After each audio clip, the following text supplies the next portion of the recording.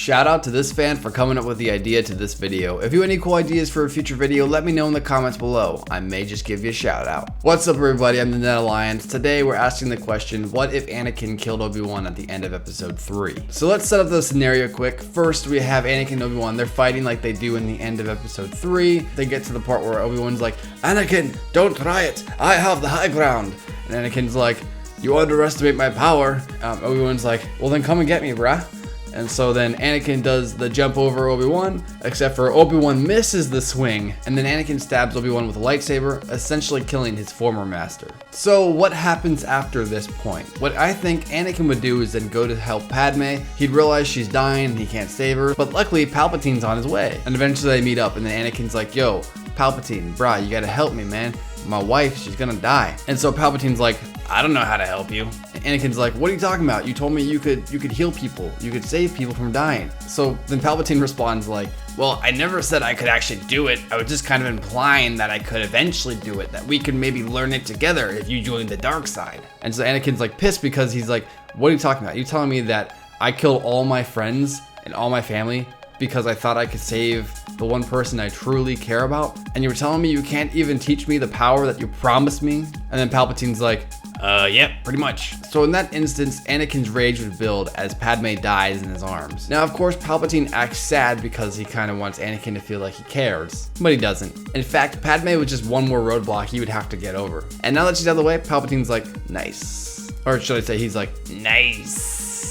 Now, understandably, Anakin's rage would be so intense, he would not be able to control his own body. In just a split second, he'd have his lightsaber in his hand and strike down Palpatine. Something Palpatine didn't even expect due to how fast and precise Anakin's abilities are. Palpatine's body would then fall to the floor, and Anakin would be standing above it, and he would be the next ruler of the galaxy. But what would happen after that? First off, there's essentially no one left who can stop him.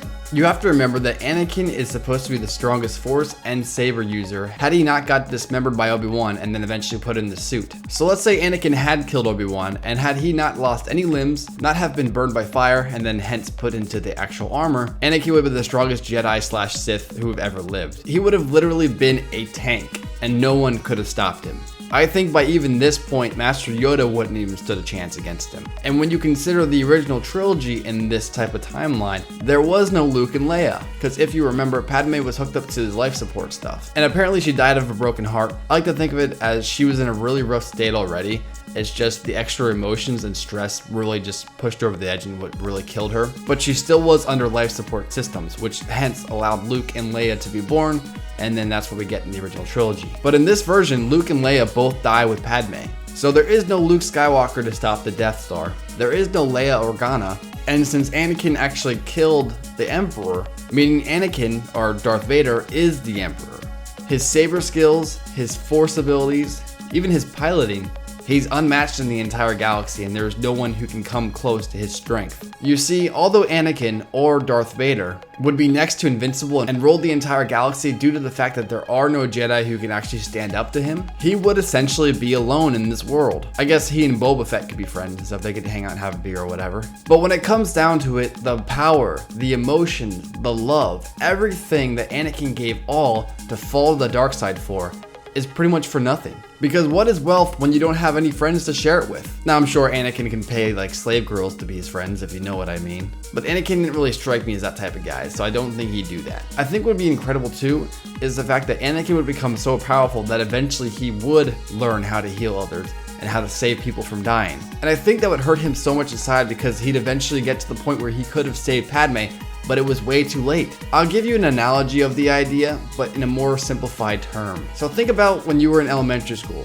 You had to finish your test before you got to recess. So let's say you're working on this test, and eventually the bell rings, and everyone goes out to recess, and you're still working on your test. You work so hard on this test, and you finally finish it. You feel good, you know you got an A on that test, but then you look, and recess is already over. It's pretty much you would sacrifice your recess to gain the ability to go out the recess, but it'd be too late anyways. Because although it's not 100%, it still kind of works overall. Because Anakin sacrificed everything to learn this incredible power, and he does eventually get it, but it's way too late. So essentially, if Anakin were to kill Obi-Wan at the end of episode 3 on Mustafar, he would be unstoppable. There would be no Force wielders to even be able to challenge him, in my opinion. Darth Vader would be the essential emperor, and he'd own the entire galaxy. Now I'm sure there would be a Rebel Alliance to come around, but they wouldn't stand a chance against Vader. And with that, Vader I guess would just go on and live until he dies, if he even does die. Because remember, there is no Luke to turn Vader back into Anakin, and so essentially Anakin would live invincible for his entire life until eventually dying. But of course, that's just my opinion. What do you think would have happened if Anakin would have killed Obi-Wan at the end of episode 3?